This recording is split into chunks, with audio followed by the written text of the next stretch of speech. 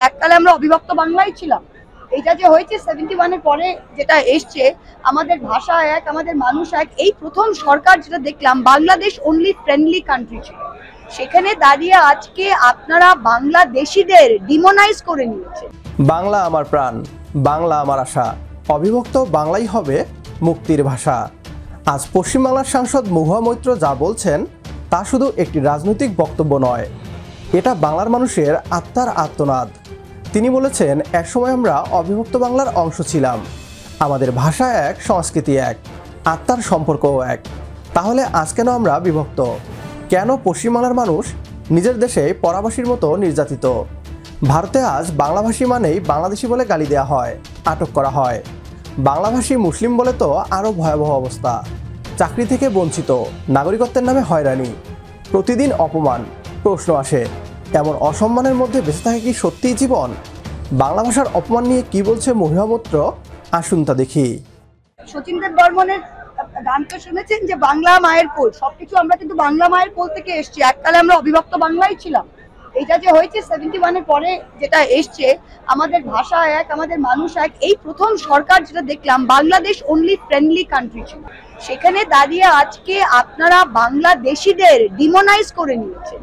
আমরা কি হয়েছে, ভারতবর্ষের প্রত্যেকটা বিজেপি নেতা এমন করছে যেন বাংলাদেশের মানুষ সবাই নাকি বদ, বাংলাদেশের মানুষ অসভ্য। কই, আমরা তো কোনোদিন এটা দেখিনি। বাংলাদেশের সরকারের সাথে কোনো প্রবলেম হতে পারে, কিন্তু বাংলাদেশের মানুষ তো আমাদের ভাই বোন। বাংলাদেশের মানুষের সাথে আমরা কেন খারাপ ব্যবহার করি?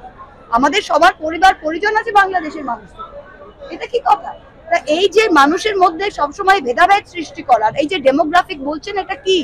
এটা শুধু পরিষ্কার ভাষায় মুসলমানদের ধরে পেদা, আর কিছু না।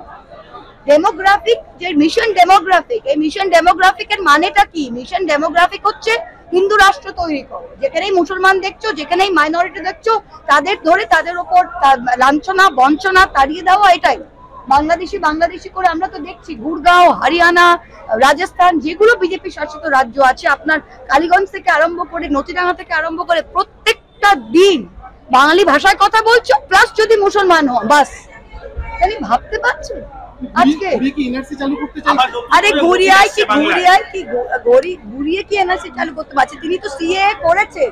সিএ তো এত ঘটা করে করলেন যে সবাই লোক নাকি অন্যান্য দেশ থেকে, পার্শ্ববর্তী দেশ থেকে সব হিন্দুরা নাকি নাচ করতে করতে সব এখানে আসবেন। কই, এনআরসি তো সিএ তো চালু হয়ে গেল, 2000টা লোক পর্যন্ত ইন্ডিয়াতে এসে নথিভুক্ত হয়নি সিএ এর আন্ডারে।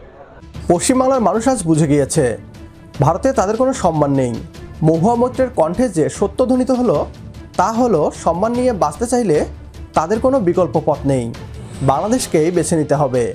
অবিভক্ত বাংলার স্বপ্নকেই বাস্তবায়ন করতে হবে।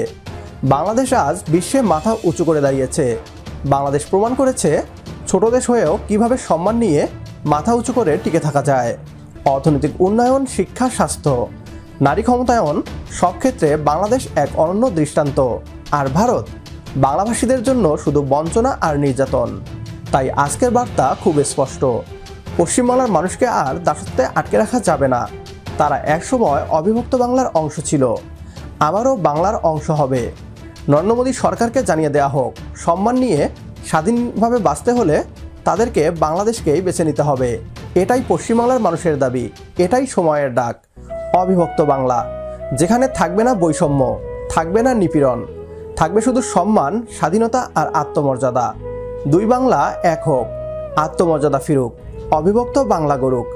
এই প্রত্যাশায় শেষ করছি আমাদের আজকের আয়োজন। লাইক, কমেন্ট ও শেয়ার করে প্রিয় জন্মভূমিকে নিয়ে আমাদের এই পথ চলায় পাশে থাকুন আপনিও। পরবর্তী ভিডিও দেখার আমন্ত্রণ জানিয়ে বিদায় নিচ্ছি আজ। আল্লাহ হাফেজ।